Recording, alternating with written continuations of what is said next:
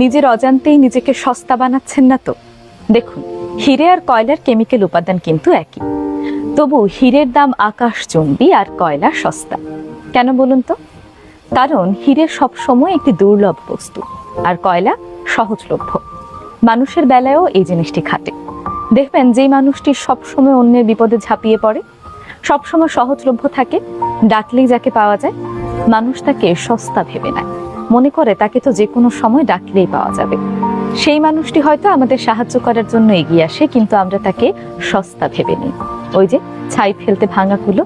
তাই অন্যকে সাহায্য করবেন, ঠিক আছে, কিন্তু কখনোই নিজের প্রয়োজন বাদ দিয়ে নিজের প্রয়োজনের সময় দৌড়ে অন্যের কাছে চলে যাবেন না। তাই এতটা সহজলভ্য হবেন না যাতে করে মানুষ আপনাকে সস্তা ভাবা শুরু করে।